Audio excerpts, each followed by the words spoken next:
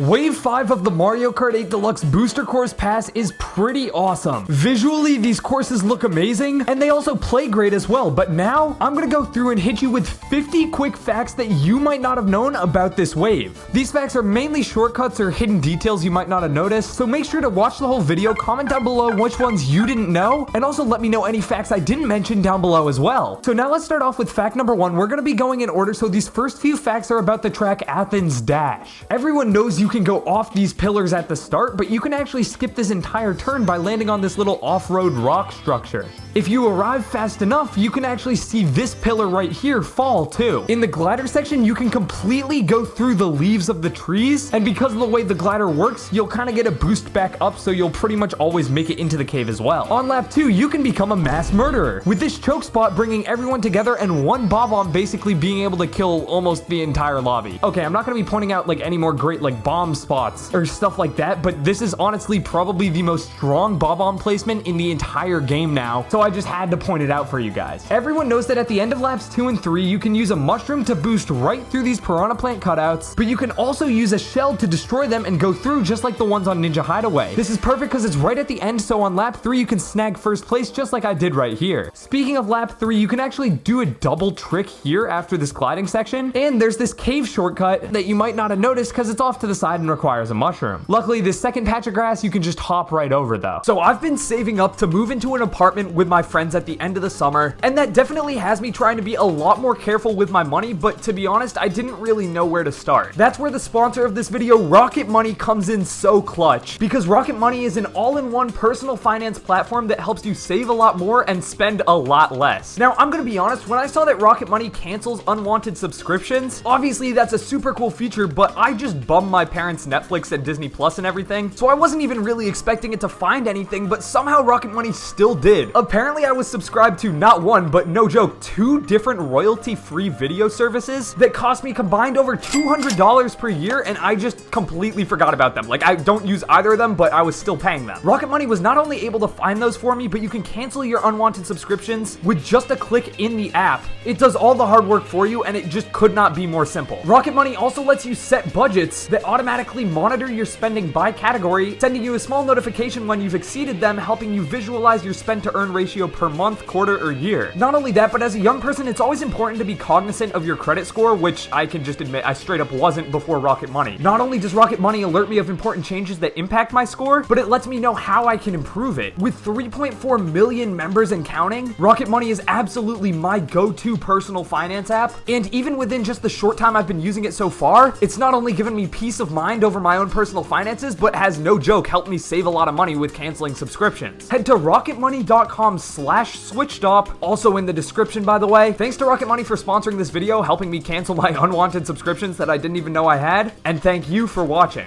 Let's move right along. Fact number 8 to Daisy's Cruiser. There's honestly not a lot of facts here. This track is pretty straightforward, but for one, these Goombas, well, you might think they'd hurt you because they're Goombas, but because of the floaty things, they just kind of bounce you around. That's right, the Goombas can't kill you, but you can certainly kill the Goombas. The easiest and most practical way I found was with a mushroom, and these things just get sent flying. The clams in the underwater section don't actually hurt you or squish you or anything. If you're caught in one, it just kind of pushes you out like this. You almost like glitch straight out and teleport. It's a little odd, but I mean, it is what it is. Fact number 11, Moonview Highway. You can go up this wall for a boost. You can then go up this wall for not only a boost, but an extra item box. Moonview Highway actually has 2 different music tracks, them being triggered right here when you go into the city. Bomb cars are really dangerous, but can also be used offensively as they're triggered by shells and can be used to blow up more people. This one's really weird. Fact number 15, bomb cars can be booed through, but you can't boo through normal cars in the game, so I'm not necessarily sure why this is, but it definitely could come in handy. You might want to be careful though, because this fact shows you what happens when you get out of the boost state when you're in a bomb car. This probably won't really happen in your normal races, but as you expect, you get exploded. If you hit a bomb car with a bomb, double bomb. Okay, yeah, I mean, that's pretty obvious, but it makes a huge explosion radius. And this 8-bit window version of Mario returns. I absolutely love this Easter egg. It's one of my favorites in the entire game now. For Squeaky Clean Sprint, you can actually trick off the sink drain. You probably won't do this much as you don't really get down there, but if you hop over the little ramp that kind of propels you past the sink drain, you can trick off it. Going into the bathtub, these sponges are faster as they're used in the world record time trials, and they have extra coins. This is interesting. The tub actually pulls you in like a tractor beam. Because the water's all rushing down the drain, even if you're not touching the controller like I'm not right here, your car will slowly get turned in. This also makes bob-omb placement like this one really effective because it's harder to turn out of the way or you brake. You can't really brake. This underwater part has pretty much a similar effect, which just makes you go faster because the water's rushing through. This actually helps you to get back up to speed faster, so if you get hit by items down here, it's not the end of the world. For fact number 23, the gusts on this fan actually push your car out and force you to take this turn a little bit wide, even if you're trying to cut it close. For this next fact, I wanted to see if the toilet geyser that allows you to get to the top path was tied to the lap counter or the overall game clock, so I sat there and waited. While I'm waiting, why don't you hit the subscribe button? It's free, you can always change your mind. Most of our viewers aren't subscribed and it helps out the channel so much. And alright, I won't make you wait any longer. The toilet geyser comes up at almost exactly 59 seconds, just shy of a minute. So if you're having a really bad start to the first lap, it might honestly be worth it to just wait a second if you think the toilet geyser is going to go in the next couple seconds, because fact number 25, this top path is way quicker. Normally split paths, like there's not really one definitive quicker one, but that's not the case here. This thing is super fast. Not only that, but you can actually get extra items by going up on this top path if you just glide over here onto this like sink railing thing after the lap. Speaking of gliding, this peach bottle cap is actually trickable. Not sure how useful that is, but I'm sure some people could use it. And so is this tree that I didn't even know existed. In the bathtub of Squeaky Clean Sprint, you can actually stay up on these bath bombs, theoretically for an infinite amount of time. My longest I could get was a solid like 3 rotations up and down because I got hit by a red shell. But because of the underwater physics, you could probably just brake and stay there forever. Last fact for Squeaky Clean Sprint, Dino Jungle is directly mentioned here, which could hint to its inclusion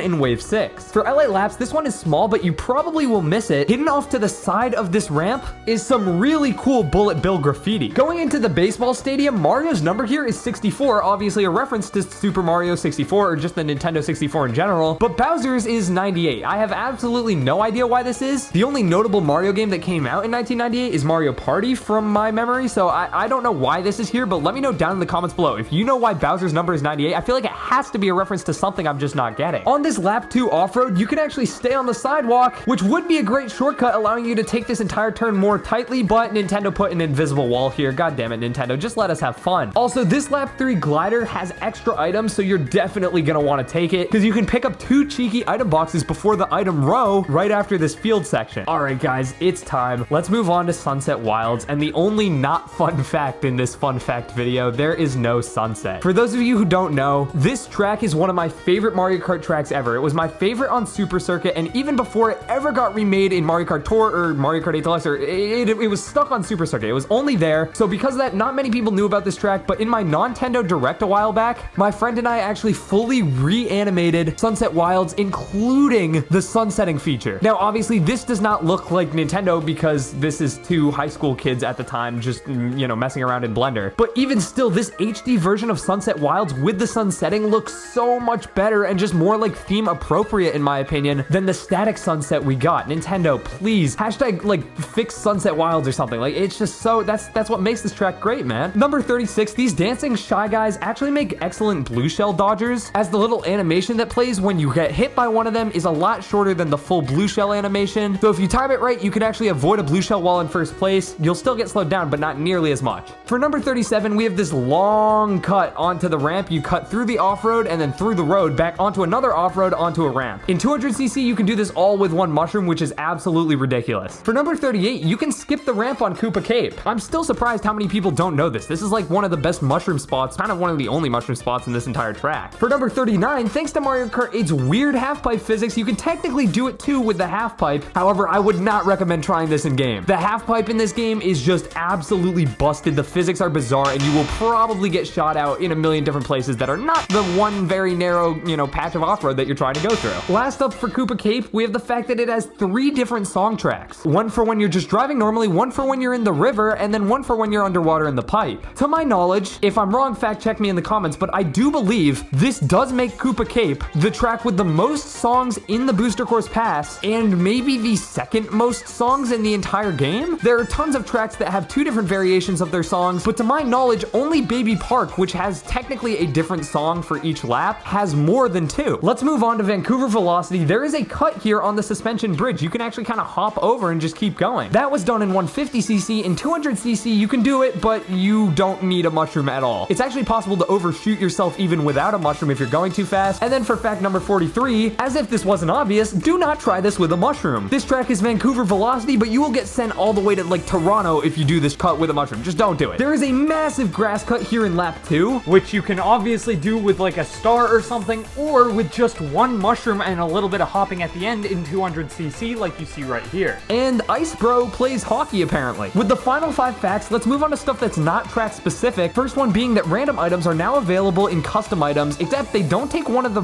final 2 slots. I totally thought they just put a question mark like right here, and that would be the random option, but instead it's down here. Maybe it is still possible we get 2 more items in Wave 6, but I'm not holding my breath. Fact number 48, all the weight classes and stats have been slightly altered, mainly with invincibility times, but some other stuff has been changed as well. Fact number 49, Kamek's horn is actually the same as his laugh from Yoshi's Island, which is a super cute little detail, but makes me wonder why Kamek was not in the last wave when they had a whole Yoshi's Island track. And then for fact number 50, everyone knows that Wiggler turns red when he gets hit, but the way Nintendo coded this in is kind of funny. From what I can understand, this is just Wiggler's hit animation that every character has when they get hit by an item. It just lasts for way longer. Because of that, you can cancel out of the animation super early by doing anything that would, trigger a new animation. That being hitting a boost panel, using a mushroom, anything like that. It's funny to see him turn red, swing his fists around, and then immediately forget all about it. That's not the Wiggler we're used to seeing. Hopefully you guys enjoyed this video. Let me know down in the comments below what facts you found that weren't mentioned here. Also, make sure to click the button on screen right now for 50 more items that could be added. We've made 2 of these item videos now. This one's the second one, and honestly, I think it's even better. So go show it some love, and thank you for watching.